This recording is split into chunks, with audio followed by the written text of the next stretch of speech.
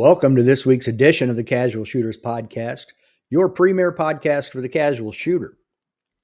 This week's episode has two guests. Now, it was recorded the night after the presidential and Area 6 runoff debate, so I'm actually pretty excited to have to do a little less preparation, and I can put more of the onus on my guests tonight. I don't have to do all the work, thank goodness. Both of them have been on here before, so if you would, join me in welcoming back to the show Matt Hopkins and Tyler King. How you doing, gentlemen? Doing really well, thank you. Yeah, doing great. Awesome. I hope you Dave, guys don't mind carrying most of the mental load tonight. I was going to say, you have been a busy man. I don't know how you do it. Yeah, me either. I really don't. It's kicking my butt, but it's all right. It's fun, so I'm all right with it. All right, before we get into the topics, what's new with you guys in the world of shooting? I don't have anything going on. It's kind of interesting coming out here on the East Coast. Like all the majors shut down. Like there's not been a major since like Carry Optics Nationals, I guess, right? Yeah. In June. So yeah, been a couple months, and then I don't have anything till September. So that's like a 3-month break. That's normally like the winter time back in the Midwest where I was from. So yeah. Go ahead, Tyler. I was going to say, I'm in the same boat. I don't think I've shot a major since April, May. Everything was so top heavy this year. Now I'm just waiting on the North Carolina section. And then, of course, what is now Handgun Nationals, formerly known as Iron Sights Nationals. I'm still going to call it Iron Sight Nationals no matter what, forever. Yeah, I think I just saw some new artwork that says Handgun Nationals. Mm-hmm. So, yeah, they changed everything. Oh, okay. Like the logo and all that. Yeah, they changed all that. Yeah. So yeah, they did. Okay. Now, Matt, do you think you were saying that it was weird coming out to the East Coast? You haven't shot any majors in a couple months.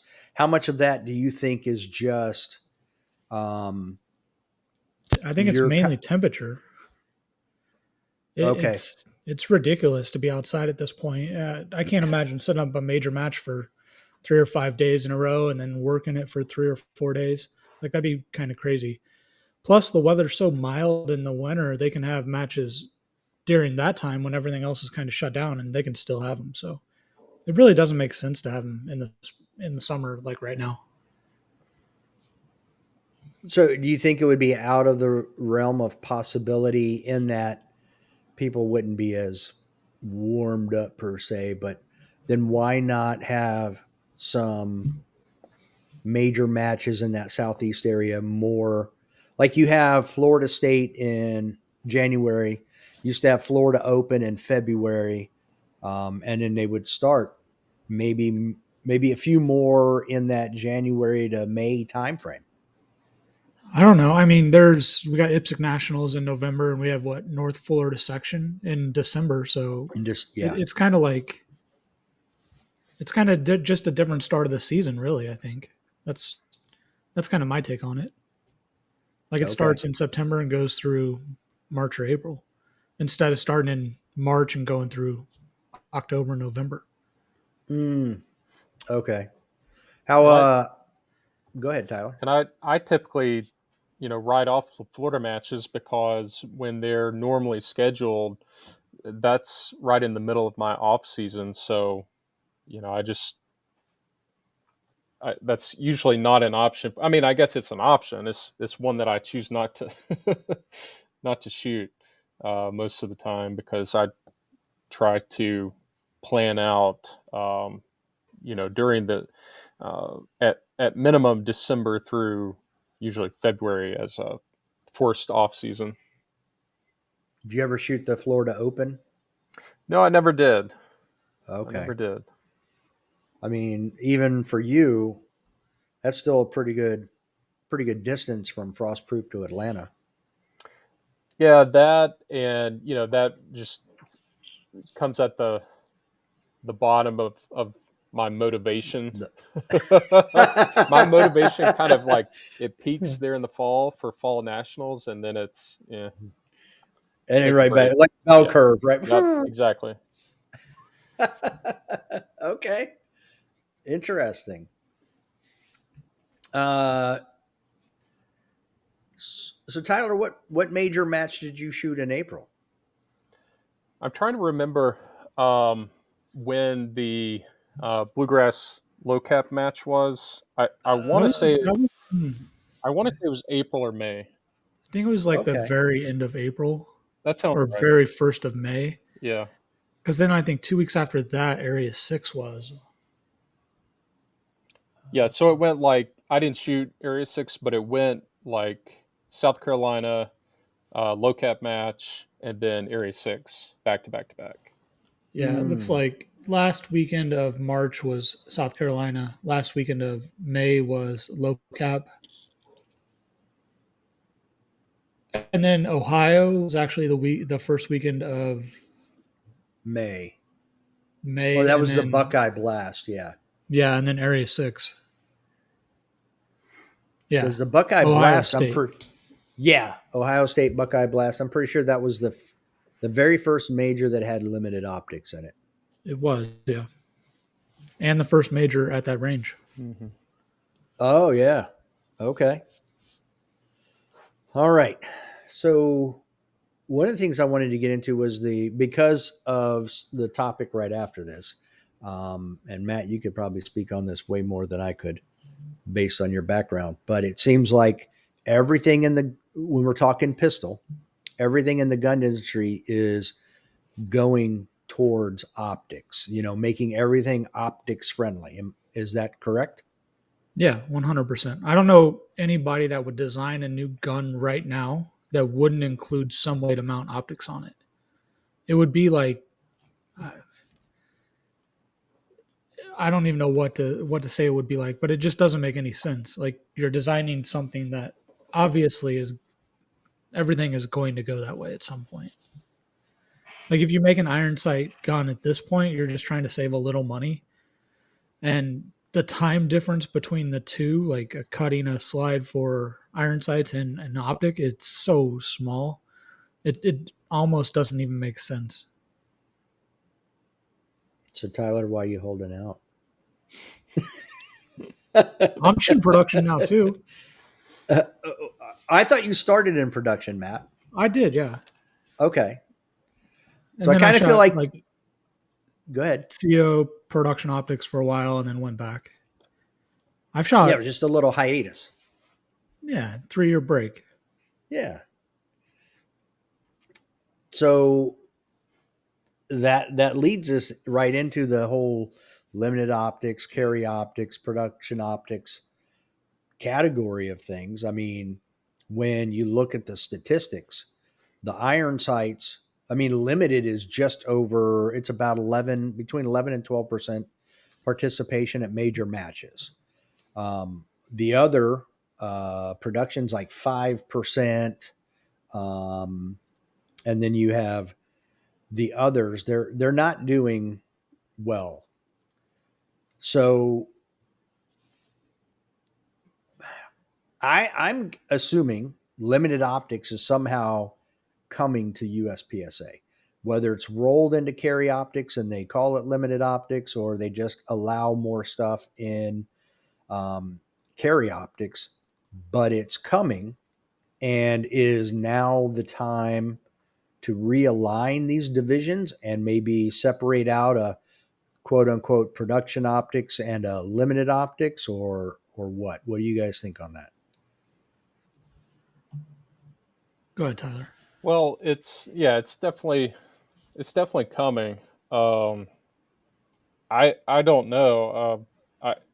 I wouldn't put it past them to try to keep limited optics as its own, as counterproductive as I see that being. Um, but yeah, like single. Let me put it this way: single action slide mounted optics are here to stay. They're never ever leaving. Now that we know how this goes. I don't care what the organization says. I don't care what spokespeople say. It's not provisional. So let's not kid ourselves. It's here to stay. It's Um, provisional only in the saying that they'll adjust the rules at the end of the 12-month thing and then probably make it another year provisional just so they can tweak the rules again, and then they'll make it a real division. But you're 100% right. It's here to stay.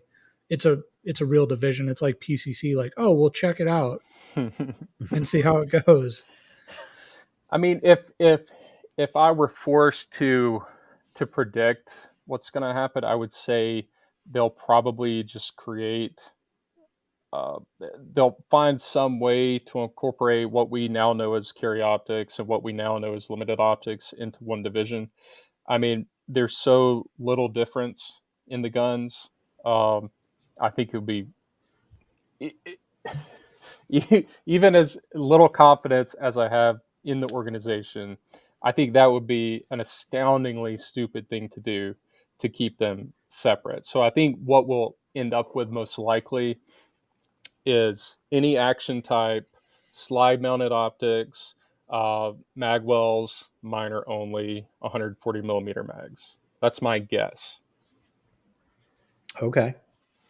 So same capacity as carry optics now, just Magwell, and what you think they'll add the thumb rest on there? It's an LO right now, right? I believe it is for limited optics. Yeah, Yeah. they'll keep it. They're I not mean, going to roll that back. for all intents, I mean, there are thumb rests in On say and carry on optics. everything, on On everything. everything. Canik So just has one that came out. yeah, so yeah, I'm sure thumb rests will be permitted. And I I agree. don't think the one on Canic is allowed though, Matt, because it doesn't replace the slide release or anything. Oh, it It's like doesn't? no, it's like a separate piece. Oh, it's like that mounting point for Yeah, the memory it's pad. up. Yeah, It's yeah. whoop, wrong way, up here. So Hmm. yeah, it goes right up here. So it doesn't. It's a separate piece that you add on. I don't know. It just takes some dude to get bumped open, and they'll make it legal. You just need to bump the right person. Or whoever gets bumped just needs to send an email and say, "Why you enforce this rule? Doesn't make sense. Rules unenforceable." Now, do you guys think now would be a time though that we could also create like a production optic, something not exactly the Yeah. same, but maybe similar to IPSC, and have a like a fixed capacity, maybe?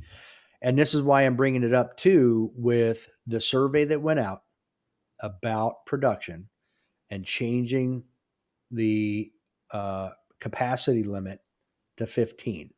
Do you now create a production 15, production optics 15? That's what I foresee them doing. I see them basically like rolling. I see them getting rid of carry optics because rolling that back will be impossible. They'll create a new production optics division when they have 15 round in production, and then LO will get basically all the CO shooters into it, and they can add magwells onto their guns. That's pretty much what's going to happen, I bet. And then you're going to see that production and production optics at 15 rounds isn't going to get the participation come over like they think it will, and they'll be basically just like single stack 3 or 4 or 5% of the activity, and that'll be it.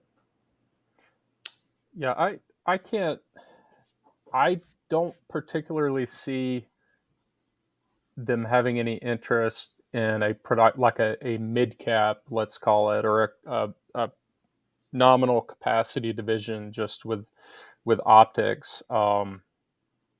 Just because we've kind of made our choices with respect to our divisions. I know that so IPSC has made certain choices, or they've carried on like with they've made their choice as far as like their stock gun or their production type gun plus an optic division. and it more closely tracks with their version of production. We've made radically different choices in USPSA about, how we're uh, grouping optics guns that are not open guns. And I just think there would be too much overlap. And like Matt says, no one's going to shoot a production optics division. Not when you could just shoot CO or LO or whatever that combined division eventually becomes. No one's going to shoot a 15 round division. I think. Okay. I think. Not even at the local matches, like guys who just want to shoot their carry guns that, might be a 17 round, so they just put 15. I don't think so. Not when they could buy a $25 base pad and a follower kit for however much more, and load it all the way up. I mean, I think USPSA kind of tracks with the maximalist American ideal, versus like the no. Yeah, That's Okay. the 100%. best analogy I can think of. Yeah, Like that's good. Americans want it bigger, faster, louder, more, more, more, more, And easier to and get into.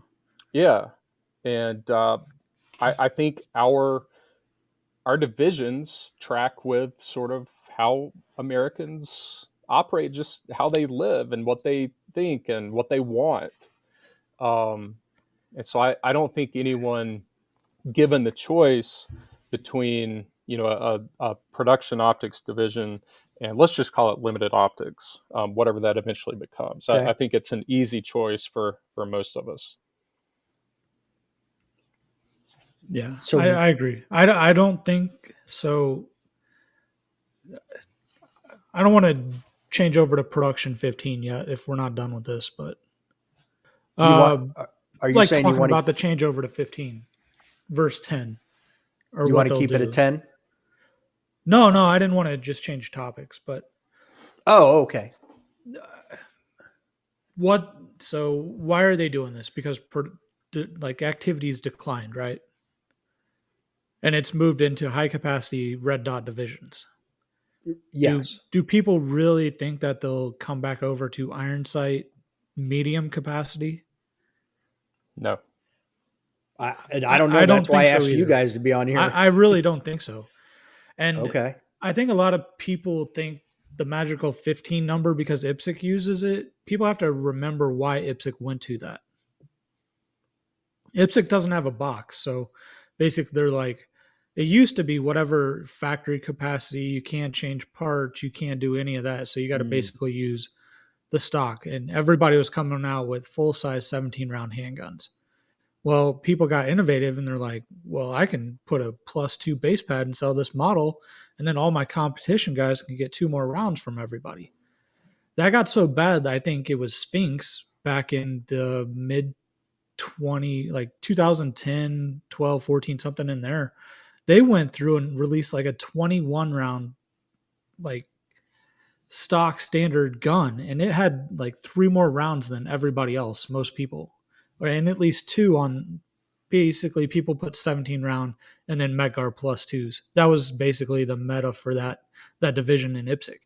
And they're like, well, this Sphinx company builds like 3 guns a year and sends them to their sponsored shooters at like $300,000. Like they were ridiculous. They're like open guns, like Swiss watches. Mm-hmm. And they're no one could get them, so you couldn't actually chase the capacity of that or be on an equal playing ground.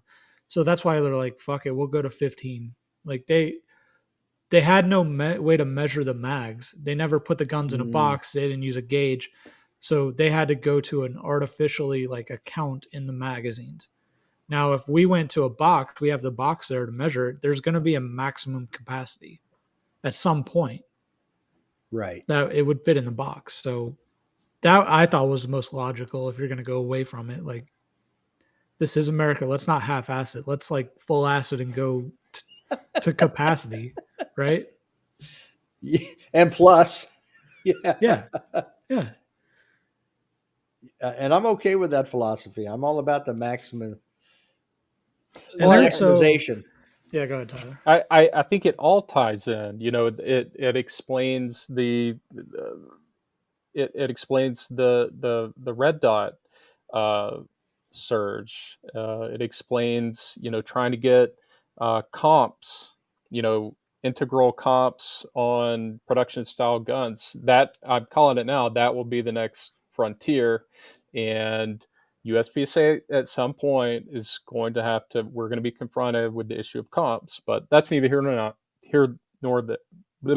We'll worry about that later. But that will be the next thing. Um, Mm. but people want more. They want faster. They want more. They want cooler. You know, and that's fine. Uh, just understand that I would say the majority is always going to go that way. The majority of us shooting and the majority of Americans want more and bigger and faster. But there are pockets that take a minimalist approach, or there's a particular angle or a particular aspect of the shooting that is more interesting to that person from a minimalist approach. So the thing, you know, we still have um, some mentally unwell people who shoot revolvers in the sport. I mean, God bless them. There's something wrong with you, but I mean, God bless you if you want to do that. You know, slightly less bad single stackers, and then you know the production guys, production 10. So Is that what we're um, gonna call it? We're gonna call it shooting production 10 at Iron Sight production 10, Nationals. yeah. Oh, so why not let optics on revolvers? I don't care. Let those. Yeah, I if they want it, let them have it. Yeah. That's my thing. Yeah. It's like I don't shoot revolver. I don't foresee myself doing that. I really have no business weighing in. Like if those guys collectively want to shoot with optics, that's fine. That's as far as I'm concerned. Like they have their own game. We're all shooting the same matches, but they have their own game, and I'm fine with them having that and let them make their decision. Yeah. And it's definitely a different game. Yeah, So for sure. I have no desire to carry moon clips around and load a crap ton of time. So impressive though, the guys that do it very well. It's Oh very yeah. impressive. But it is a very small percentage. Um, but I was So just wondering about that too. I'm like, why at this point in the game, why tell anybody they can't have an optic, even single stack? that one would be. I can see where if they want to have that like pure. Well, I guess they went away from that with the double wide grips that are closed in for single stack mags. So, but I was gonna say like if that's like the true old original traditional division, I can see why they kept it at that. But I mean, maybe it makes sense to have L10 with optics. You could shoot revolvers in that. You could shoot single stacks with optics. Maybe that makes sense. You could shoot production optic Mm, guns in there or okay. production with So, optics in it and shoot 10 rounds if you wanted. Well, but I would like just as a thought experiment, frame it differently. Like, is there, are there any shooters harmed, or is the sport harmed if we're just an optics sport? Like, if every division, everyone shooting a USPSA match is shooting with optics. you could do a high I cap, low think cap optics. I think you lose a skill level there.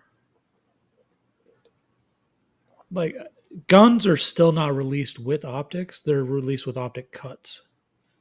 So a lot of the guns that like most of the guns that are sold as optic ready, but they don't necessarily have people put optics on them. They just want the availability to. It's like I want a third row seat that literally no one but child can fit in.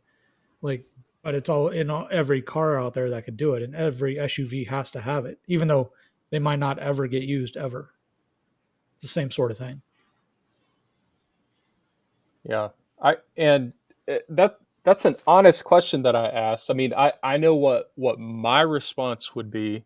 Um, you know, I think it would be detrimental if there's no place within the sport um, that wasn't sort of dedicated, like an irons enclave for those of us who are committed to iron sights, and while our eyes are still healthy, we want the additional challenge of iron sights. You know, I mean, you can't argue that it's not practical, because if a dot goes down, what's the redundancy? It's going to be irons. So even the guys who are shooting dots, I think that there's a strong argument to be made that the martial uh, element of our sport, and that's another thing. I can go full boomer on the martial aspect and like what practical really means to me, but I'll I'll save that for later or maybe never. Um, but to me, irons have a place, and if we did just make it an optics only sport, across all divisions, I think the sport would be diminished, and I think there would be a skill set and a challenge that we're not testing. Okay, that's fair enough.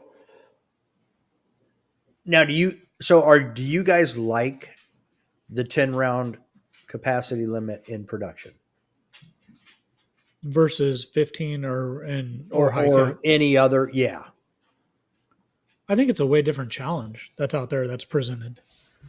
So minor scoring, like same divisions, minor versus major, that's a factor that tests different skills and adds a higher level of complexity. Like if you're shooting minor versus major, you can definitely shoot and change like how you shoot and how you like attack courses and attack targets. Further, like adding the handicap of low capacity onto that, like no extra makeups, like it is a very different challenge than if you just load. Basically, I'd say it's significantly different than 15 with the way stages are designed now and like what they're put on the ground. But then if you go high cap, it's totally different. Like it's not even close to being the same. Right. I had someone recently say they feel that the way stage design is, that they're pretty much built for high cap for the most part anyway, other than I'm sure the bluegrass, which is a low cap match, so it would be specific to that. But I mean, do you guys shooting production believe that? Do you see more stages set up for high cap than low cap? I see positions in stages. Like it might be a long course of really 30 round stage, but at the end you have like two basically non-position differences, but they're like 6 rounds and 6 rounds in each. So you're like, well, like what do I do here? Like, do I got to shoot one way up range to take it out to reduce the load, or just stick an extra reload? Just depends. I do think stage design and stage construction has changed over the years since I've been shooting. Um, there used to be a more conscious stage construction choice to make things 8 round neutral, 10 round neutral. uh, I do find myself shooting production, doing more standing loads than I used to, and sure, I think that's dumb. But that's not the fault of being, I think people, I just think about it differently. Like the idea of low cap friendly or high cap friendly, I kind of dismiss that idea. Like it's either going to be a good stage or a bad stage. Like if a CO or a PCC or open shooter can stand in one place and shoot 16, 18, 20 rounds, like that's stupid. Like that's not fun. It shouldn't be fun for anyone. It just, they're not having to, stick a standing load. Um, it's just, it's not high cap versus low cap or friendly for this and not friendly for that. It's just a bad Okay. stage. Um, And going back, it will come as no surprise to anyone. I like 10 rounds. I That would be my preference. I've resigned myself to the fact it's going away. It's going to be 15 at best, which is fine. I mean, I'll live, but No, I they're not even going to offer box. They're only going to offer yeah the membership. And another question of, do you want to 10 or 15? They're not even offering the box. yeah. I probably won't answer because, like you guys said, you wouldn't comment on Revolver. I don't shoot production, so I don't feel like I really have much say in it, and I wouldn't want to affect someone else's game.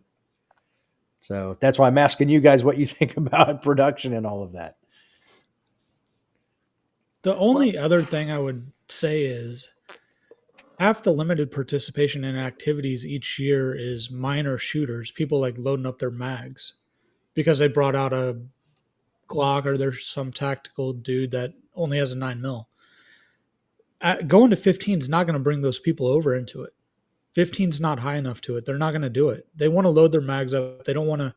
They don't want to be handicapped by the 10 round. It's not going to bring those people over. I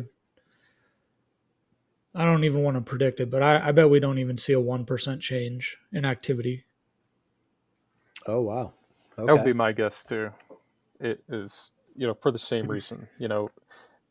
At the end of the day, 10 or 15, it's all arbitrary. And a lot of the proponents of 15 and the detractors of 10 will talk about the assault weapons ban and this and that. And that's fine. That may, in fact, be the reason why our production was set at 10. Uh, to me, that's not an argument to change it. Like, the first thing we should consider is, does it create an interesting challenge? Does it provide something, a different game mechanic from the other division options? And to me, a low cap minor irons division does exactly that, because it's so unlike, it's so far removed from the other divisions. It's a totally completely different game, and I like that. I understand and respect that the vast majority of USPSA doesn't, or else they'd be shooting it. And that's fine. Um, but goes back to that bigger, louder, faster thing. right. So the other, while we're still on this, the other thing you hear talk about is, well, it'll get us more in alignment with IPSC. To me, that's nonsense, because Oh, I round love. count is the least of our concerns in alignment between production IPSC and production USPSA. We're so far removed. Like, the guns themselves are so different. The allowed modifications, uh, equipment positioning, um, round count is a non-issue. Like that, we're not going to be in alignment with IPSC production Never, if we never, bump it to 15. never, never, Never not ever. even close. And the people that shoot IPSC, even the ones in the U.S. that shoot IPSC nationals, have equipment that qualifies for that, and have specific equipment or shoot that qualification equipment in USPSA production. Mm-hmm. And to change for anything in IPSC does not make any sense for USPSA. Like, I think I say it maybe affects 50 people a year, but that's being generous, That and is that's generous. averaging out the handgun world shoot years in there. Right. Otherwise, it's like 20 people are going to European handgun this year, and I think maybe 20 are going to world shotgun, so that's less than 50. And there's probably some overlap there. And next year, what is next year? It's not. It's just Is it, probably Pan American or Australasian, which we'll have probably no one go to Australasian, or less than five. And Pan American, it's in South America, so I bet we have less than five go to that also. We'll have people shoot IPSC nationals because it's a qualifier, and then the right. following year we'll have people shoot world shoot, so the numbers will jump up from that. And rifle world shoot is in there. So yeah, you'll probably have less than 40 people next year that do IPSC besides IPSC nationals, and they all have qualifying equipment. They don't need to be. You don't need to change USPSA divisions to cater to them. It makes zero sense. And the only reason they're shooting those is to qualify for the World Shoot, correct? Like Pan American and EHC and Australasian don't qualify. Right, but no, I mean like the IPSC nationals though, and the other qualifying matches. They're shooting those just to be able to go to the World Shoot. And I don't have the exact numbers, but I bet on qualifier years, IPSC nationals gets at least or more than double than the people on the non-qualifying year. Okay, I could see that. And it really depends on where it's at in the country. If it's in Florida, like it's probably higher than if it was in Michigan or on the back of a Tulsa Nationals at 1 year. So just depends on where it's at and what time of year.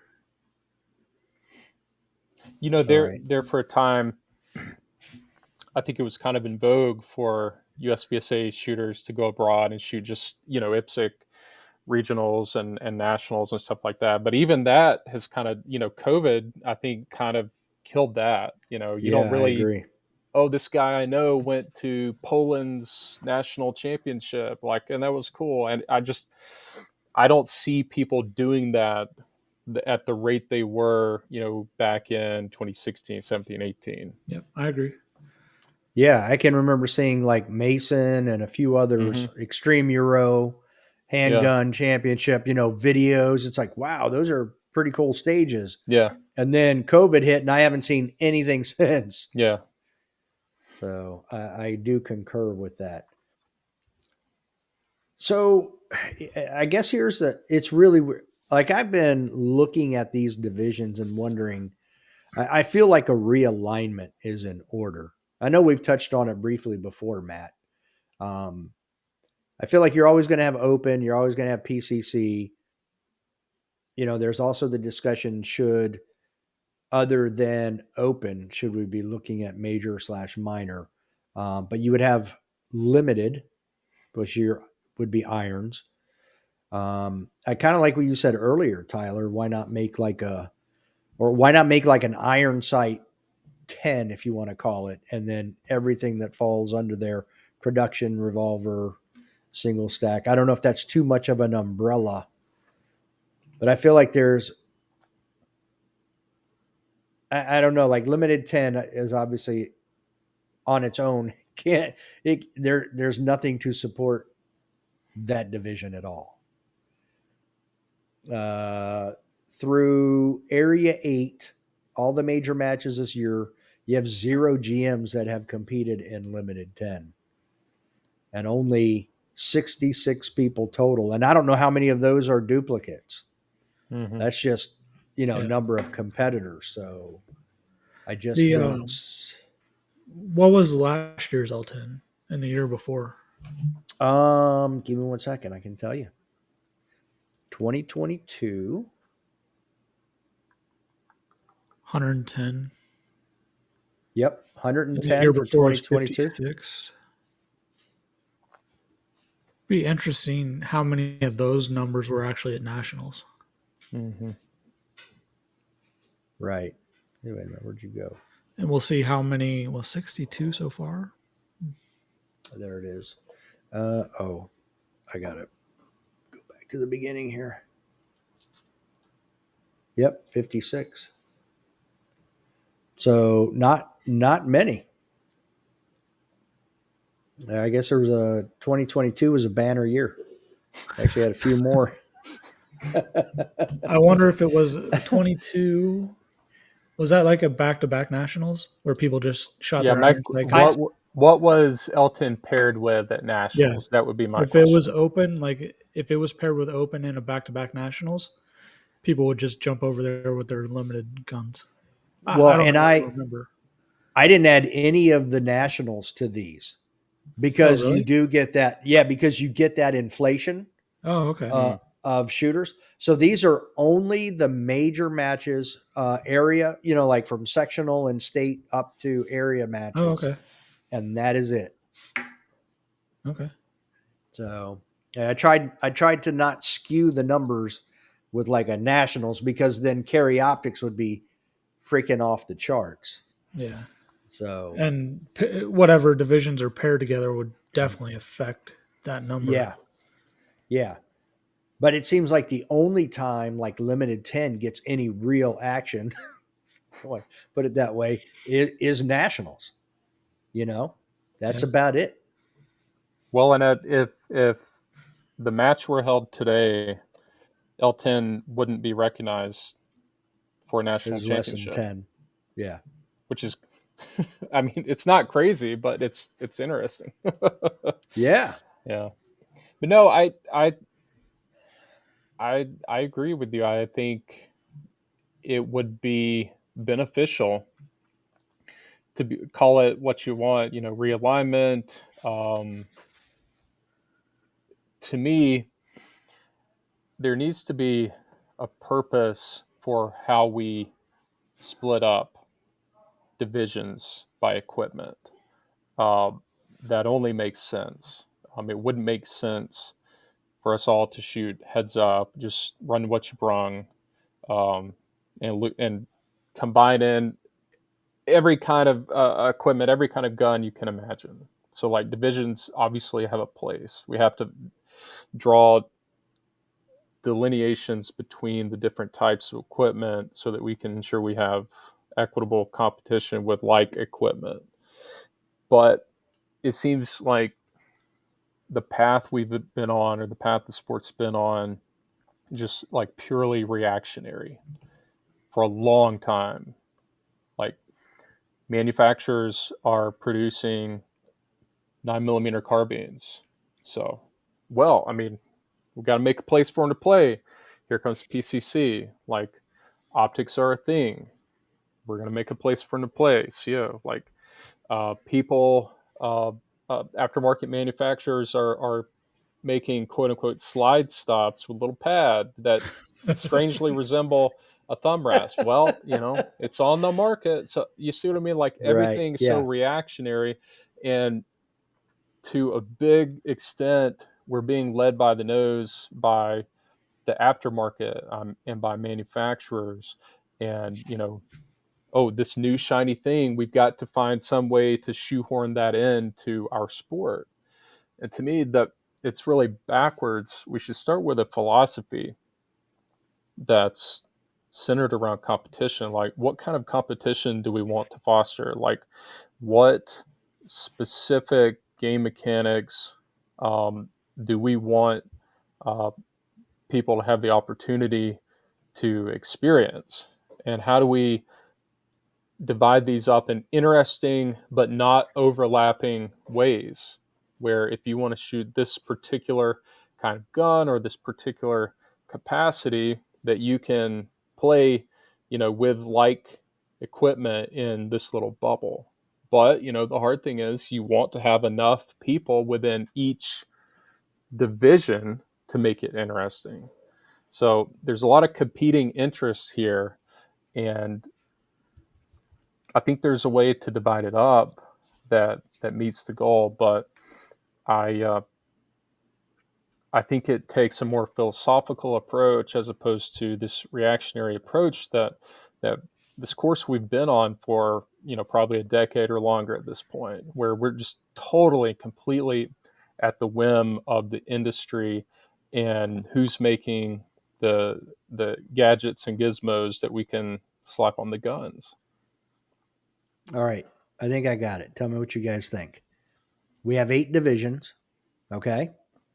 You have 4 optics divisions and 4 irons divisions. You'll have four divisions that have very little participation. Well, okay, Yeah. I'll let you finish. But Yeah, go ahead, finish. so what you would end up with is open, limited optics, PCC, and low cap optics. And then, so I'll get to that one in a minute. I'll do the 4 irons and then come back to low cap optics. And then you'd have limited, production, single stack, and revolver. All a little unique to each other, different from each other. And then your low cap optics is if you want to run revolver with an optic, you want to run a single stack with an optic, you want to run a limited 10, quote unquote, limited 10 gun with an optic, there's your limited optics. So only thing on that is you have 2 low cap Ironside divisions and not a high cap Ironside division, minor only. Well, limited. You would make it minor. That would be the thing that I'm not sure of. Well, if we were riding right now, we wouldn't have major minor, right? Like if we started this now, we wouldn't have it. Right. I'm okay with Can making anybody limited think that we would go to that minor. point at this? Like if we recreated it right now? If you were starting the sport from scratch, Yeah. probably not. That also kind of triggers my boomer mindset about power factor, because you're leaving out, one of 3 from DVC. One thing that I've thought about in the past is I think we can all agree, like, minor scoring, not power factor, minor scoring is way more interesting and probably more practical than major scoring. You 100%. Yeah. shouldn't Agree. get you shouldn't get the points you get from shooting a Charlie and a Delta. I don't care, like, how your pissing hot loads are.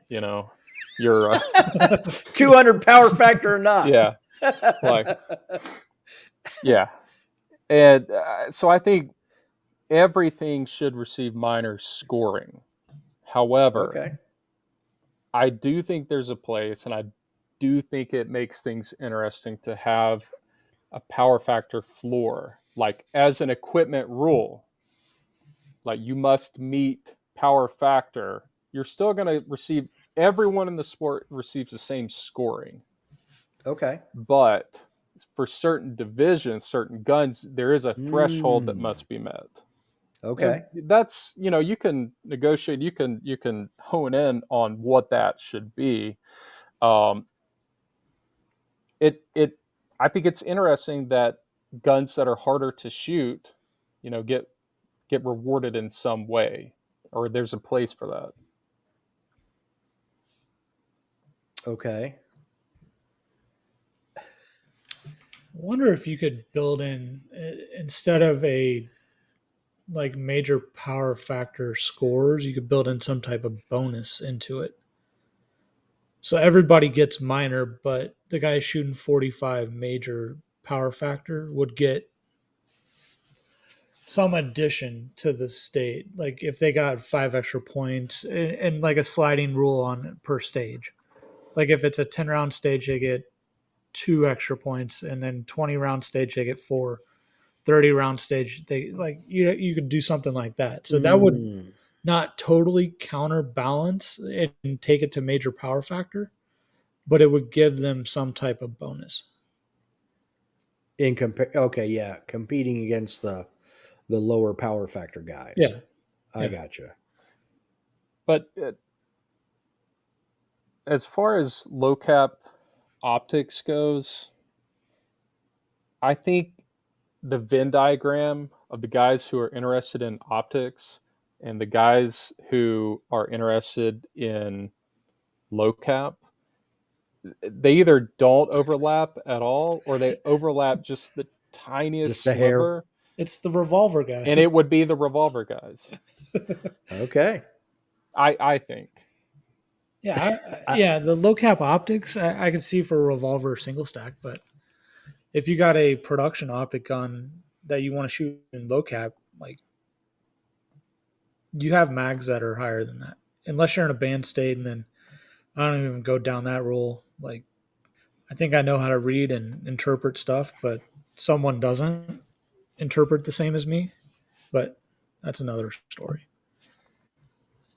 All right. So, and I'm okay with 7 divisions.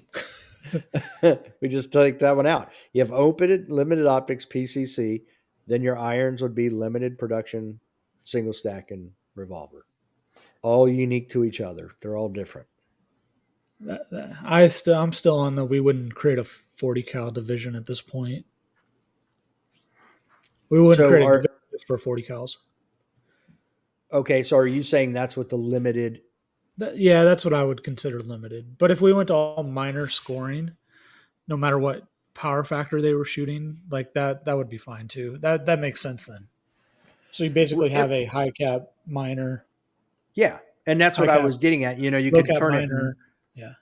9 mil. You could still have a magwell and Then at that um, point, would it make sense to just have high cap, low cap, minor, iron sight, or high cap, low cap, iron sight, and revolver? Single stack and production guns together, no magwells or magwells, however you want to break that up. Probably. yeah, you could probably do it that way. Yeah, however you want to term it. Yeah. Make it more general instead of more specific. That'd Yeah. probably help in the long term better than make us, as you guys were saying, less reactive and not care what the gun industry does. It either fits those categories or it doesn't. Well, and that's fundamentally that's the issue. Is I think we want to be all things to all people. We want to have it be that anyone with any uh, niche, need any niche, want as far as how they want to shoot and what they want to shoot in the sport. I think we want to accommodate that when that's really backwards. Like if we set up divisions with foresight and with a thought to what kind of competition we want to foster, when people want to play that game, you know, they will make the necessary modifications or the necessary decisions with respect to their equipment to play the style of game that they want to play. I think when you open the floodgates, you dilute competition, and what other because what we do is racing of a kind. When the the governing bodies of any other sort of like racing competition or racing sport, like they set out equipment rules, um, and then it's the onus is on the competitor if you want to play this game to make your equipment match the rules, like for the particular division, the particular kind of racing that you want to do. Um, it would be akin to uh, someone with an F1 car showing up at the NASCAR Cup and complaining that I don't have a place to race. Well, yeah, of Yeah. course. Like this is what we do here. Right. The But analogy that is not same perfect, fact, but yeah, the same fact they adjust the F1 rules or they adjust rules every year because people are doing stuff to get around them. Maybe not every year, but they adjust the rules because people find something that worked and wasn't restricted. Yeah. Well, So, and technology changes each year too. but they have very like specific rules also. So if they were opened up and said you got to have four wheels and an engine and you can race in here, I mean, you'd probably restrictor see different plate cars. Yeah. races are our low cap guys. Yeah. Sort of. Yeah. Yeah. All right. Um, I thought that was a pretty good discussion there. So yeah, the next thing to talk about is now where you shoot those at and match availability, uh, or slot availability, I should say, like Carry Optics Nationals. Um, Everybody east of the Mississippi wanted in on that match, and shut down the internet. Totally shut down the internet. It and there were as I understand it, there were 700 people who signed up for that match. 511 got in, 500 showed up. Um, what do you got? What I've been thinking a lot about with the World Shoot just having happened last year. I don't. Would it be beneficial to the org? I know they had 9 days of nationals. That to me seems like an inordinate amount of time to try to hold a national level match. But what if you did a 4 or 5 day nationals in a world shoot format So there may be one day in there where you don't shoot, but you get a lot more people in. Maybe you do a lot more divisions and then have one big event. Do you think there's one arranged that can manage that? And do we still Yeah. accommodate? Are we still able to accommodate all the people that want to shoot? I think you'll max out at some point. Jake's already said that they're going to have a 4-day carry optics nationals next year. 600 But is main that match slots. okay? So is that 4 days of shooting or three Yeah, days over a 4 day period? 4 days of shooting. There's no break day. Everybody's shooting every day. Okay. All they do is basically expand it by 6 stops, morning, afternoon. So 6 times 12 times 2, they gain 144 people in it. Okay.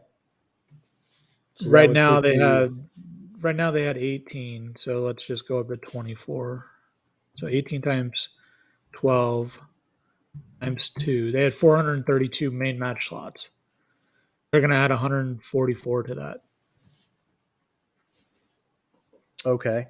So 576 main match slots next year or for a 4-day nationals. That's not counting staff. They'll have probably 50 to 80 staff that shoot it. During the staff days. Yeah. Okay. I mean that's a pretty hefty number. I know when they opened up limited optics for iron sights, it filled up. Now there's actually a wait list. Yeah. Um, but it what as I understand it, and I could be wrong, but I kind of feel like they opened it up to limited optics to allow them to shoot a nationals and to fill up that nationals, So, which it worked. like, I have a hard time getting on them about that. It was open forever. There Yeah, were spots that weren't filled. It was open during like regular open registration, and slots for weren't a filled. while. It's kind of one of the single handed things that the org has done, like fiscally responsible, is like fill up the match. Like the costs are going to be the same, and they filled up the match with more paid entries. Yeah, a couple of sponsor slots went in there, but still, like they filled it up. Mm-hmm. You're gonna have the sponsor slots no matter what match you're in, unless you just refuse them. People will still reach out. Doesn't matter. Uh, it, they're gonna have the cost. So like if what they added what 70 or so entries, so like an Yeah, I extra don't. $30,000 Yeah, I don't to know the that. number, but yeah, I have no issue with it either. That would have just come straight off of like added to the loss for that match if they didn't sell those. Yes. I'm still going to call it Iron Sight Nationals just because this year and next year. Jake's already said that he's going to duplicate this again next year. So seeing how many Duplicate. limited What's he? the handgun nationals, Okay. it's basically going to be the exact same format as this year. CO standalone, open PCC, and then handgun nationals. All iron sights in LO. Okay. He said this on And a Hunter's HD Gold thing, so I'm not. He's not telling me this. He said it publicly. I got you. Interesting. Okay. Huh. So if you want to shoot iron sights, you probably better be on it because a lot of the LO shooters will get in. I bet that one sells out again for sure. It will 100%. I Well, would, yeah. I doubt this would happen, but it would be nice to give priority registration, like however you could do that to the irons divisions. Um, and then I don't know if you have like a set amount of time when it's just you're just allowing iron shooters to register, and then you open it up to the provisional division. To me, that makes sense. Um, but yeah, if not, yeah, sign up because otherwise it'll just turn into CO Nationals, the sequel. You know, Yeah, and why couldn't you just make it public that, if you're an iron sight shooter, these are the slots that will be available for when it hits open registration for 30 days. If you shoot an irons gun and you want to sign up, you have 30 days. Yeah. But at the end of July, come August 1, we're opening it up to limited optics as well. So if you don't sign up between July 1 and August 1, you may not be getting in. Yeah. Well, I'd just What? sign up as an Ironside division and switch if I was going to do that. Well, I would fire you. Well, like this sport is like that would get gamed pretty bad, I think. Yeah. I see what you're saying. Like Okay. maybe just help out at your local club or section and try to get a slot that way, dependent or perform at one of the ways to get performance slots. That's another option. But yeah, nationals in general, I think, I would love it that I don't think we should gatekeep nationals by classification or who's who or anything like that. Any member in good standing, I think, should have a shot like anyone else to shoot nationals. However, I think it's a reality in the case of CO specifically. Like, not everyone who wanted to shoot that match was able to shoot that match. That's a shame, but ultimately there's not much we can do about that. You have physical limits on the range and the number of stages you've selected. That's going to put a hard cap on how many customers we can accommodate. Ultimately the primary goal of nationals is to determine the national champion, and we're always going to be able to accomplish that. Anything else is just the icing on the cake, the way I look at it. It'd be nice if everyone, and in accepting CO, I think that is the case. Pretty much anyone who wants to shoot a nationals can. It's been that way as long as I've been shooting. I think CO is a bit of an outlier. And it probably makes sense to have a standalone CO nationals. It's the biggest division. It's the most participation by far. So that probably makes sense. But for the other divisions, I think an integrated nationals would be good. For one, we have this whole financial situation going on with the organization. I think if we can minimize the number of nationals, I have to imagine that the more nationals you run, the more money you lose, or at least the more expenses you incur.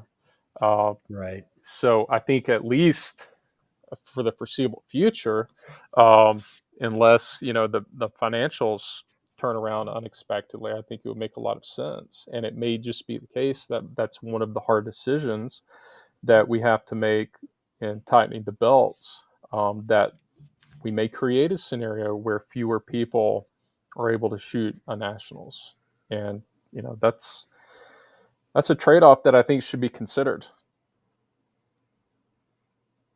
Okay. I don't see how we're ever going to be able to accommodate every single shooter that would like to shoot. Some people are just not going to get in. My thought with since World Shoot was they had well over 1,000 competitors shooting 4 days Five. over a. Oh, that's Five right, shoot 5 out of 6 5 days days. over 6. Yeah. Right. So 5 days over 6, you had well over 1,000. So my thought was, well, what if we did like a 4 day format with Carry Optics Nationals, and one of those 4 days you did not shoot? Like, we won't comment on that. But but my point was that you could keep the same number of stages you were planning, but now you have a whole day extra of shooters. How does that help with the bottom line where you're not losing money now? You have a lot more shooters, a lot more income to help offset whatever the costs are. So that's where I was trying to go with my mind was why can't we formulate something similar to where you can run a format like that, have a lot more shooters, same number of stages, and not be in the red, or at least minimal.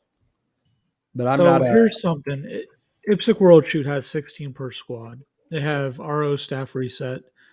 I think the days are longer, but I was only there like half days, so I don't know. Like it started like you were shooting at 7, and I think you were done shooting by noon. That's the kind of plan, and then like 1 to 6, so 5 hour shooting day.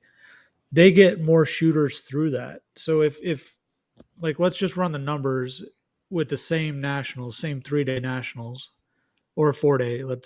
Which one do you want to use? 4 day. Let's do a 4 day with So 3 days that's shooting. if 12 people is 432 in the main match.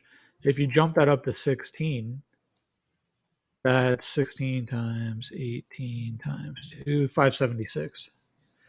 So if you increase the squads by 4, you get the same number in a 4 day nationals that next year that we had. You could have it in 3 days. Now, would So that take more staff?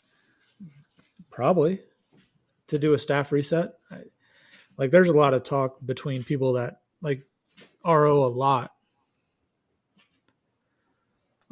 matches and travel around. Like, they won't ever participate in another staff reset match. There's a lot of people that like it though and want to do it. So maybe float it out there and say that yeah, we're gonna add $100 entry fee. It'll be a staff reset. I still don't think they'd break even on the match, but it'd be closer. But with the added people in the match, it would be interesting to see the run those numbers. well, I mean, could they just do something different and have a couple of paster guns on every stage so that at least the people who are pasting will be able to paste faster and get the stage reset sooner, and maybe just have staff do the steel and whatever moving targets you might have, and the competitors can quickly paste the rest. Yeah, but I think it's more of a culture thing at that level. Like Okay. over here in the southeast, the expectation is if you work a match, you're going to reset for the staff competitors. I've heard like from numerous posts. I made a post like, should it be staff reset with the X amount? Should it be no staff reset with X amount? Like it was pretty like you were either for or against like one side or the other. One like a mix in the middle. Hmm. Okay. All right. There's ways to do it. It would just make the days longer for the ROs. And they have like a set, like they're trying to turn a shooter every like 2.5 minutes, and that's what they plan on. You can almost guarantee that based on stage design and if you had staff reset. It would just take someone wanting to do it at a higher level. Like IPSC does it. You wouldn't be able to like pay the forced slavery type of wages that some of these countries have. By forced Right. slavery, it could be like very low income people that can help, or school kids, or people that are like in the military and have no choice. They have to be out there. Yeah. Yeah, that wouldn't happen. So Depends on where you had it and who was behind it, right? yeah. So If you got some high up guy that had a bunch of people under his command, you could, I don't know. I haven't been in. Is that possible? Could they ask them to do that for a week? no, that No? wouldn't happen. Really? No. Yep. Oh, okay. No, even like we would have matches, rifle matches, uh where I was at Quantico, and they you could go and work the match and make money, but there was no voluntold. So unless it was a military run match, then they can say, you three are working the match today because we need people. There's no other Okay. way that would work Okay. that way. Alrighty, Would you, the other part of this is there's a lot of pipe dreaming that goes on out there in the USPSA universe. Staff reset nationals. Being on TV, all this stuff, and I don't say a lot most of the time, but what I think is you should be careful what you wish for, um, because money creates its own problems, and uh, this is expensive enough as it is. You know, I'm uh, I'm keenly. It's not insignificant to me to do this. I mean, financially, like it's part of the budget, and I enjoy it. I get more out of it than I put into it, so I still do it. But you know, as our organization demographics probably skew more towards, got some free time and I've got some money. Um, but that's not the case for everybody. And one thing I love about this is that it is an everyman sport. It's why Joe Blow B class can shoot the same match with guys they see on YouTube like national world champions. I think that's one of the unique and awesome things about what we do. So we rub shoulders with the very highest echelon shooters in the world, and I don't know. I think it should be a priority and a prerogative of the organization in, to the extent they can, keeping uh, costs manageable. And you see polls like that all the time. Would you pay X amount more for this, that, and the other? And everyone's like, oh hell yeah, I'd pay that. That's a bargain. Like, well, for you, um, that's not the case for everybody. It might be the difference between someone shooting and not shooting. So, to the extent we can, I think we should be mindful of that and try to keep, costs manageable. That's one thing that it this irritated me like like nothing else, is when they built in the cost of the match jersey at this year's nationals. Tell me, who does that benefit? If I want, making an option where if I want the match shirt, that I can purchase it. But Right. tell me, who does that benefit, first of all?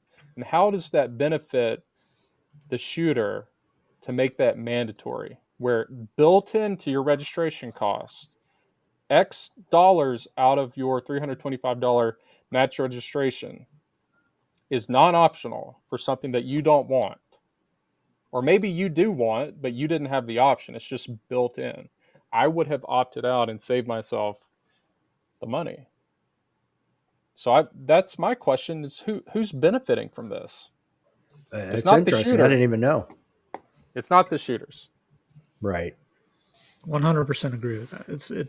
Yeah, I do We too. can all speculate on who's benefiting from it, but it was basically like a $30 increase for the shirt. Nothing else changed with the match or anything. Hmm. I just want. I don't care. I mean, I like staff reset from both the competitive. Most of the staff reset matches that I shoot, I'm also working. I like it from the RO perspective and the shooter perspective, like for state level level 2 matches, when it's coupled with half day format. I think it makes a lot of sense when coupled with half day. I think it makes a lot less sense for all day matches like we're talking about for nationals. And I don't care. Like, give me good stages and good competition for my nationals and a sufficient number of stages. I'm golden. You don't have to pace my targets for me. I'll do that. Like, that seems like a fair trade. Just give me some good stages to shoot, good competition, and we're in business. Okay. Now the competition thing makes me wonder.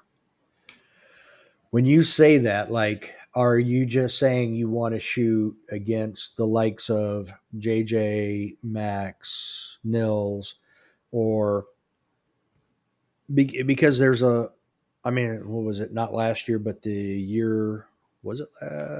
Yeah, last year where Nils won four. national championships. So you have one guy moving around to different divisions, or would you rather see more of the like Ben Steger who stayed in production? He shot limited a couple of times, but for the most part, he stayed in production, and that was his division. Would you rather see people stay in a certain division or bouncing around like some do? Well, I don't care, who shoots what. That's everyone's individual decision. I mean, I want enough competitors. I mean, I would prefer it for production nationals if everybody just shot production, of course, like selfishly.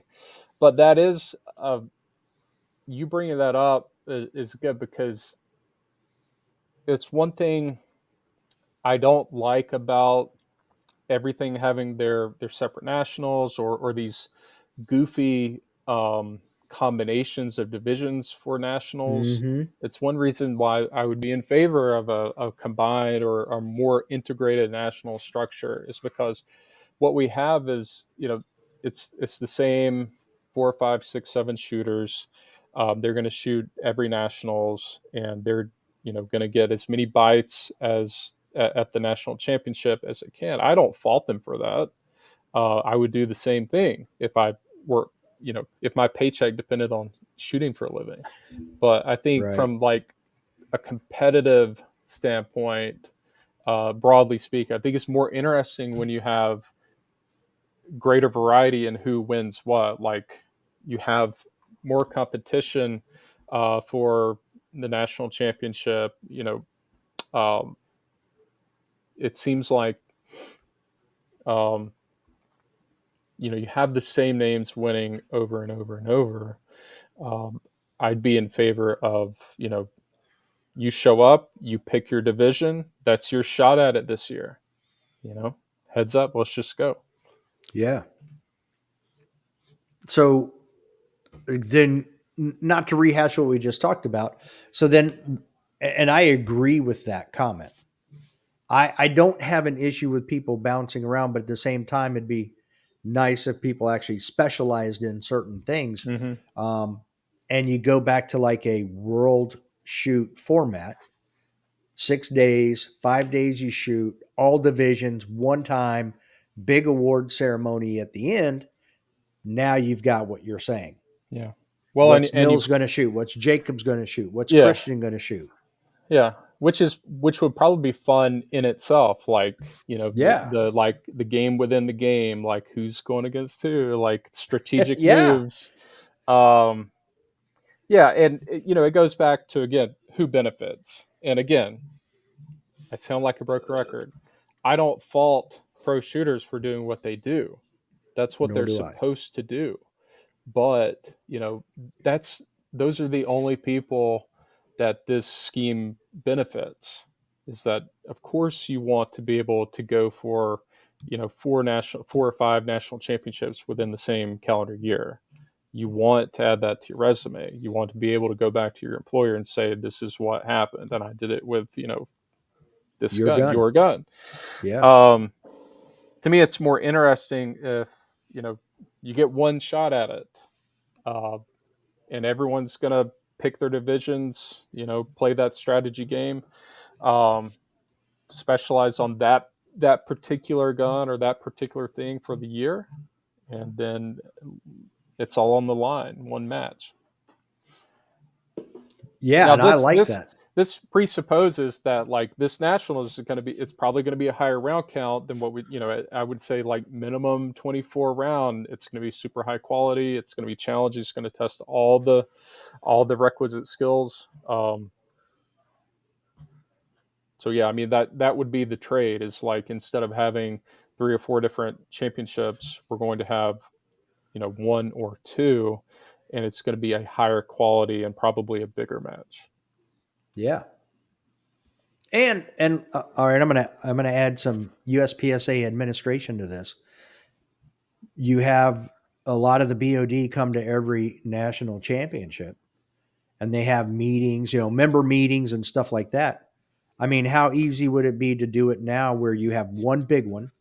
You can bring in the board for one match.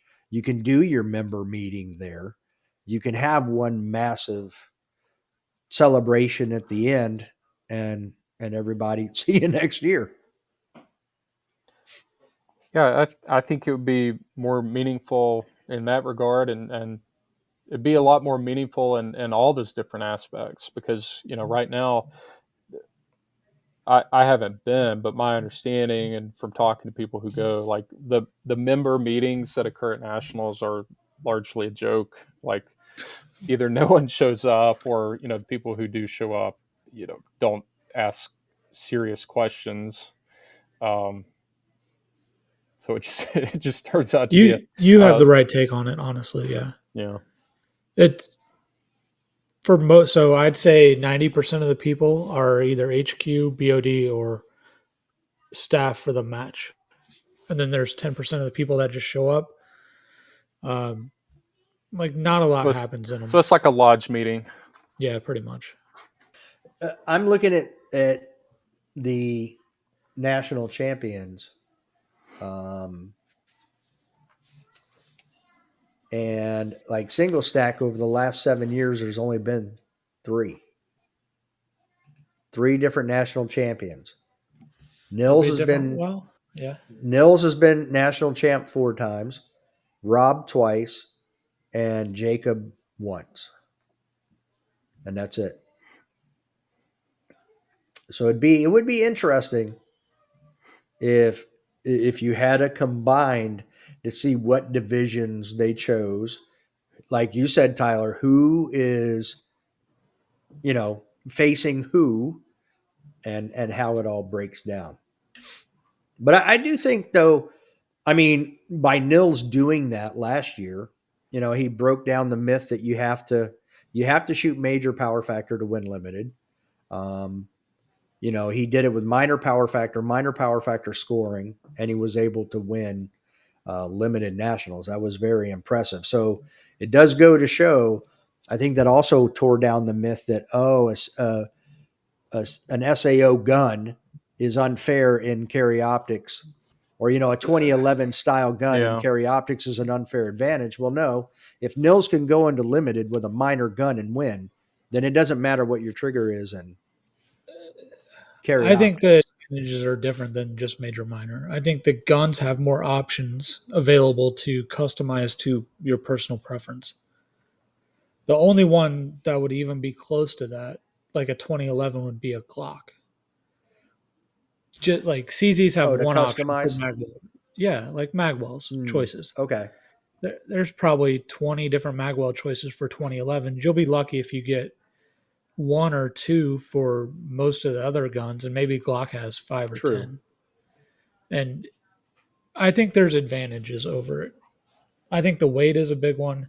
I think the guns, like the gun was designed for that. Everything else is really designed from something else. Okay. And everybody says brings the Nils thing up. Like, how would he have done with a major gun that he had been shooting for years and not just switch back to it and shooting major? Like, would he have been 10% above him then? Like, he Right. passed that also. Like, he barely That's it. won, but he was at a severe disadvantage just based Right. on Yeah. points. Minimum 5% difference on points. Probably more like 8 to 10. Yeah. Just shooting the same time that he did, the same score. Now add in major power Yeah. factor. That's crazy. Scoring. I mean, major scoring. Now, I wrote down world shoot matches, and now I've totally lost my train of thought as where I was going with that. But let's talk elections real quick. Nothing too political. Just I'm excited that the elections are starting in less than a week, and we should be done with them for a while. I feel like the presidential election's been going on for 2 years now.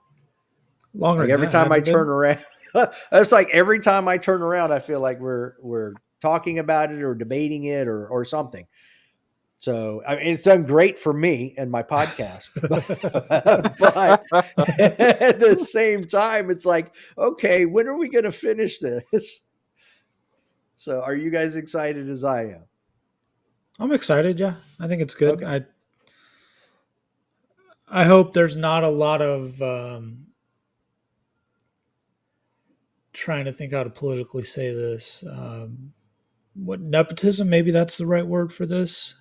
Okay. Of the board members that were existing before like all these changes, like the Right. two previous, and I guess there's three previous, right? Mel, but he kind of jumped right into the BOC train onto that, hitched his ride on that pretty quickly. Yeah, so Scott and Frank are on there, and then we'll get three new people. Russell's on there, and then we'll have Yep. either any of the other candidates that get on. Right. So, I mean, that's going to change the dynamic. 100% it will, yeah. So, yeah. So it'll be interesting. So I'm curious to see how that all plays out. I agree. I like. I don't even want. I would like to see 8 people not aligned and come together and figure things out. You know. So I'm hoping that there's a lot of independent thought on the board and think they can figure things out going forward. I think it would be a healthy sign to have independent people who didn't figure things out. Like even if it came to gridlock, they couldn't get aligned on something, or couldn't find agreement on something. That would be a far healthier sign than what we've lived through the last several years, which is everything's unanimous. Boom, boom, boom. Everything Right. total alignment. We've discussed this, and the board is a unified front. Like, to me, that's unhealthy. Like, there's something definitely wrong with what's happening inside board meetings. You've either got a strongman in there who's just running roughshod over everyone else, or I don't know. But I think I see this election cycle as yet another opportunity to kind of enhance uh, the opposition party, for lack of a better Yeah, I descriptive like it. term. But Yeah. we need an opposition party. Bring more Um, balance.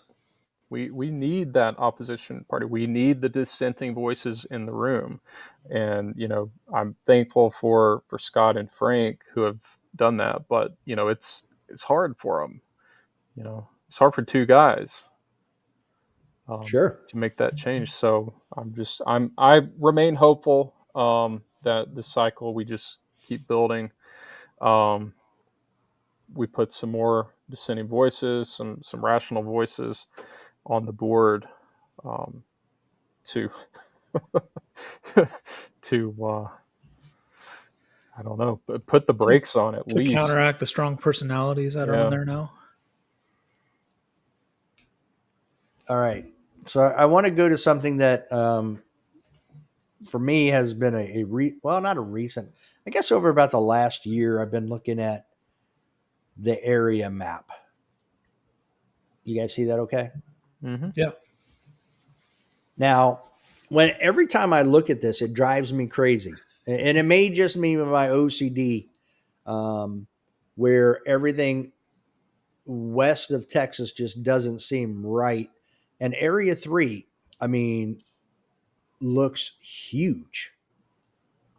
Maybe that's because of the population, but I was looking at this and I'm like, if you live in Northern California, so you're Area 2, and they decide to hold, even if you're going to Arizona, that's a pretty good distance away. But if they decide to have the match in Albuquerque, as I like to call it, Yeah.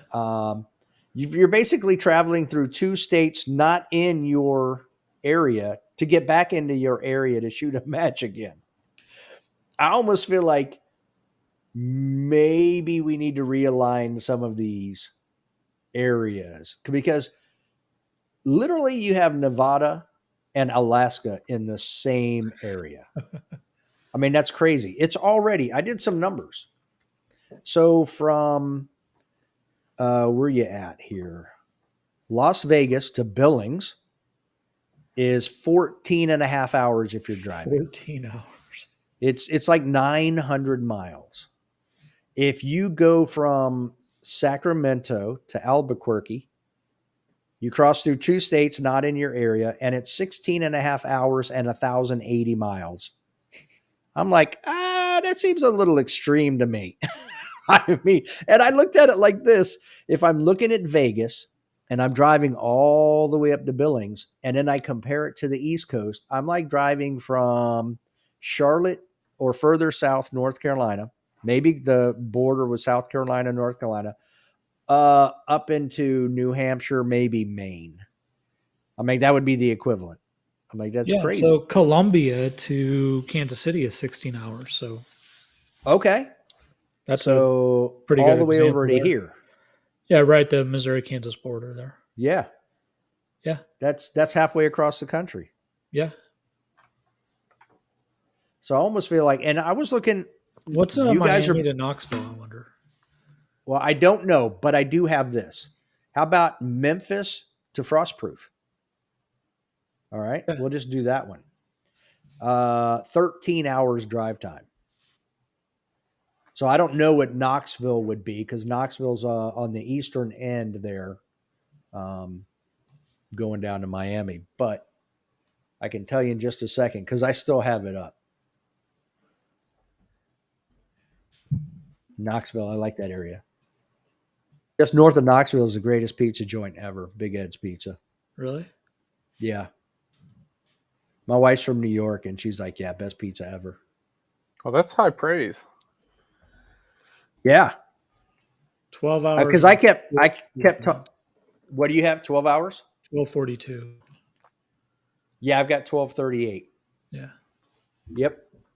And 876 miles. Yeah, that's crazy. It is crazy. Now, I'm not sure, I've been looking at them and Texas throws a whole widget in there just because it's so huge. But I do feel like there's a better way to realign these. Now, the issue you run into is we can realign them and keep the same number of areas. You're still going to have big chunks. I almost feel like you'd have to add another area or two, which means more area directors. So I don't know how that would affect the finances per se.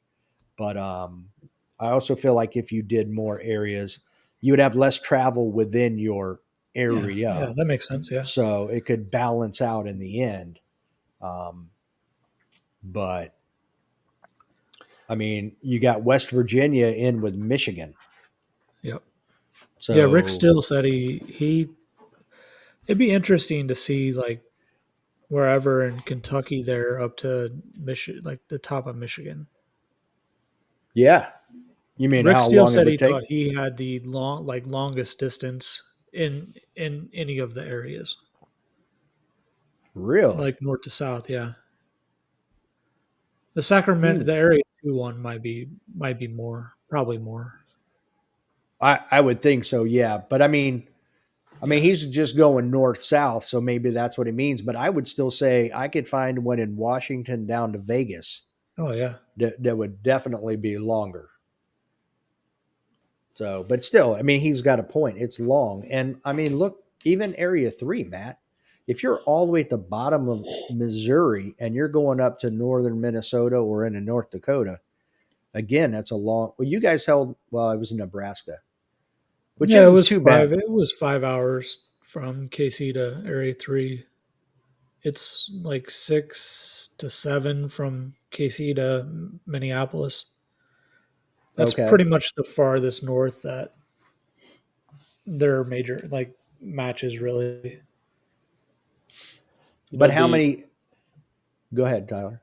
I was just going to say that the other angle of this is the representation factor of our board, and it's not proportional to the membership.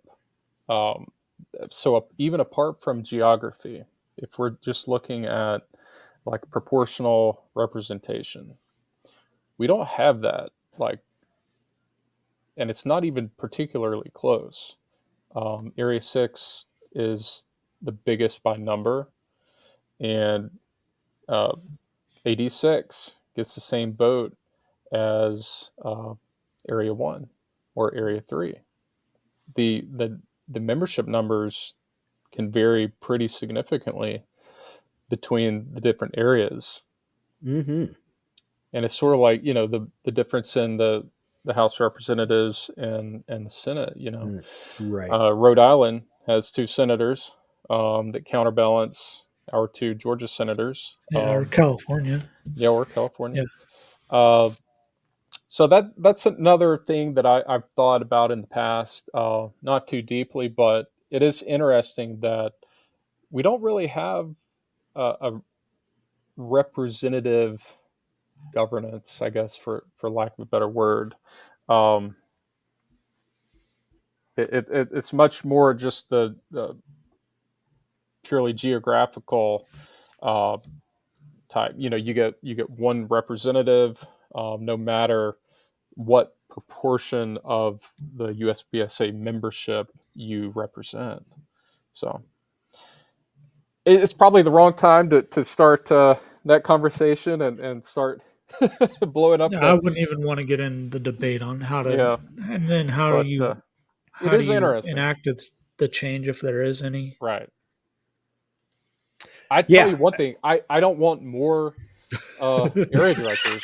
I know that for certain. If anything, we need fewer. Oh, that's hysterical. Just combine them. We should only have 4. Well, see, and that's the other thing. You can't do it at large either, What do you because mean? you're gonna have 9, or you're gonna have 8 area directors from Area 6. Oh yeah, So you yeah. can't do it. You can't do it Mm, at large. If you were going to create like the perfect representative board, you would have to find some way to combine those two systems. You kind of need like a House of Representatives and a Senate. But like I said, right. I don't want more people on the board. So don't Adds take to the that as a chaos. suggestion. All right, we'll delete that before it goes Yeah, live. it's just Uh, interesting. it is, and every time I look at the map, I'm like, I wonder what. So it's just one of those topics. It's like out of curiosity type of a thing. But maybe 10 years down the road, it does change. Who knows? Yeah, it's driving me crazy about the world shoot matches. What in the world? Oh, here, I know what it was. Have you guys? We will get a little political, I guess, but internationally. So South Africa is selected for the 2025 World Shoot. Now they've had some issues here in the past, and it seems to be continuing. And if you've listened to any of Steve Anderson's podcast when he travels to South Africa, they don't just go directly from the airport to home. They basically use evasive maneuvers to travel so that they're not followed and so on and so forth. So, should there be concerns for I do know of one, maybe 2 people who have said they will not go to South Africa for the World Shoot.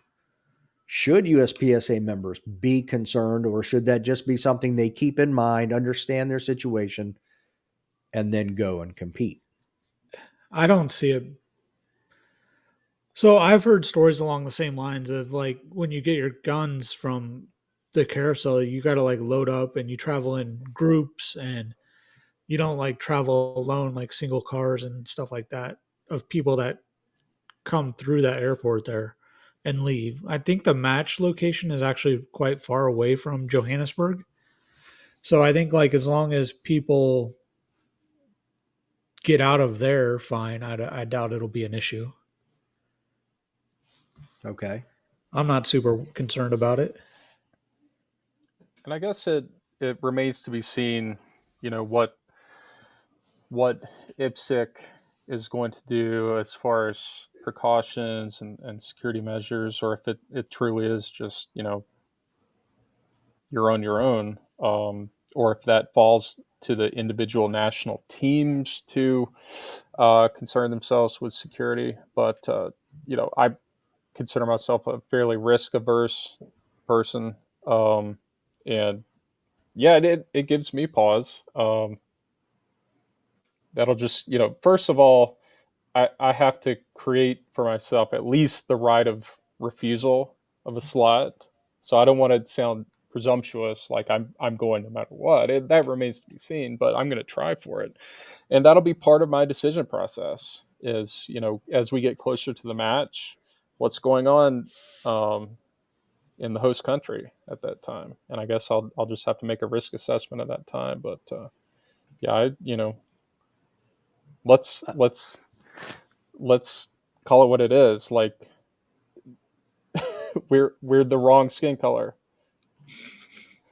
You create by being white, you have a target on your back in certain places in the world, and South Africa, that's the case. So Right. Yeah. And not yes. But I'm looking at the State Department website, and it says exercise increased caution in South Africa due to crime and civil unrest. That's what you're talking about. Violent crimes such as armed robbery, rape, carjacking, mugging, and smash and grab attacks on vehicles is common. There's a higher risk of violent crime in the central business districts of major cities after dark. Demonstrations, protests, and strikes occur frequently. So, getting caught up in something like that could be devastating. So, yeah. Well, it was just something. Yep, and go ahead. to play a game, that's the other thing to shoot straight about. Like, I'm not going to risk my life, or my well-being to play a game. No matter, I mean, the world shoot is important, uh, but at the end of the day, I'm not getting paid to shoot. Uh, my life doesn't depend fundamentally on shooting. I would love it to happen, but if it's, like I said, if I do a risk assessment and the cons outweigh the pros, then it won't kill me to say no to South Africa. I was hoping when they were announcing the venues for the next few cycles, I was hoping it would be like Western or Eastern Europe, or maybe the Scandinavian countries. I think that would be cool, but they get all the like the rifle world shoots and stuff. They do. They seem to get all that. Matt, you look like you were going to say something. No? No. Yeah, no. Okay. Something totally Now, unrelated and would totally sidetrack this. So oh, okay. All right. EHC. So basically, real quick, EHC just released their squad matrix, and they have 4 squads per day at 25 minutes per stage as a stage rotation. So they have like from 7:30 to 10 as the squad matrix for 6 stages. And how many people are on a squad? I don't know that. They haven't released that Oh, info okay. yet. Okay. That's pretty short, 25 minutes. That's really quick. But I mean, if you said that they were trying to at World Shoot, you said what, keep it to 2.5 minutes a shooter? I think that's what USPSA uses. Okay. I mean, that's what, 22.5 minutes for Yeah. 10 shooters? So I'm suspecting they'll have 8-person squads. And it'd be the same amount of people if the normal 16. This doesn't make any sense to me. but yeah, actually it'd be 25 minutes for 10. Yeah. This So doesn't make any maybe it's a sense. 10-minute I squad or 10. shouldn't even said anything. It's just weird. Back to South Africa, dang it. No. Yeah. Has anybody been pushing to try to get it back to the States? Or has there even been conversation? Have you guys heard? I thought there was a bid in when they chose South Africa, but I'm not 100% sure. Okay. They usually rotate it like the Americas one, and then it goes to Asia, Australasia area 1 year, and then Europe. So it kind of rotates around. I think it's due. Okay. Well, it was just in Thailand. Now it's in Europe or in kind of European continents. Maybe Europe or U. Like America's next. They kind of rotate it around that way. They don't like keep it always in Europe. Prairie Fire, they're opening. It's like a grand reopening of the old front sight range with some enhancements and improvements. I know they're looking to do a what is it, like a destination, try to become a destination range where a family can go there and you don't even just have to shoot. You can be riding four wheelers and they have a whole ropes course. I guess that might be a carryover. I'm not sure. Um, but now they're doing a long range mile shoot range and other stuff. Um, I'm wondering if something like that, because I know at some point they've talked about wanting to add like hotels or something like on the property or right nearby so that you can base it almost like Disney. You go, you stay in the hotel and you're right there. Disney for guns. Yeah. That's awesome. But I could see if they were to ever get to that point, that would be a pretty easy way to sell the US as a world shoot location because you have Vegas 40. The airport, technically, according to Google Maps, is 54 minutes away from um, the range. So you're less than an hour from a major airport that takes in flights from around the world. And then you would have accommodations basically on site. I think it'd be hard to argue against that. It would be. That was previously Gunsight, right? Yeah, no, not gun sight. Front sight. Front sight. Front sight. Yeah, front sight. Gun sight's in Arizona. No. I don't know. I think there's destinations like that now, though. Isn't the NRA Winning Center is like that in New Mexico? It's a good question. I don't know. I have not been there. I mean, Cameo was a possibility, right?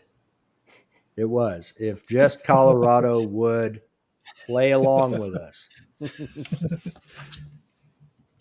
Everybody, those darn states have to be so difficult. All right. Anything, are you guys aware of anything new in the training world? I know that like PSTG is big on the dot, occluding the dot and doing a bunch of that. Is there anything new out there that you guys are aware of? I can't think of anything off the top of my head right now. Not really. It's the same arguments, Just rehashed. Yeah. Yeah. Oh, occluding the dot's dumb. No, occluding the dot's the best thing ever. Like it's all individual preference. Same arguments. Yeah. When's occluding iron's going to come in? Oh, have you not seen? You didn't see it? Yeah. No. Yeah. Do I want to? Yeah. No. No, I don't. No. I don't want to. No. No, Ben got some device. Yep. That is an irons occluder. Hold on a second here. Let me see if I can share this real quick. Yeah, let me find it. Where the heck is search at? There it is. How'd they get it to fit in holsters? It won't. Perfect. Sounds totally useful. Let me see. No. It might only be in his. Oh, nope. Here it is. I can share it with you, Matt. All right. Here we go. It's just like a block in front of the front sight. Mm-hmm. Yeah. And let me see. There you go. Oh, wow. Shoot. I can fix this. Oh, we can still see it fine. Yeah. So you can see it doesn't occlude the end of the barrel. You can still see and there's the view. Yeah, I can see it now. Yeah. Interesting. Okay. So you can still see the dot, but you can't. I still feel like though you still see enough of the target maybe that I don't know how much benefit It might help some. Yeah, But yeah. there's your Just answer. a pure training tool, right? You can't use Yeah. that like in matches because you can't put it in the holster. So Correct. maybe, For now. maybe valuable, right? I just pick Yeah, my I don't dot up know. and shoot and put the inclusion on that if I want to like hyper focus in on target focus training at least. All right. Well, Matt, Tyler, if you hear this, thank you. Matt, thank you. Yeah, thank I you. appreciate you coming on. It was a fun conversation. So It was a good time. Thanks for having me on. Oh, my pleasure. All the time. Until next time. Don't be a little bitch. Yeah.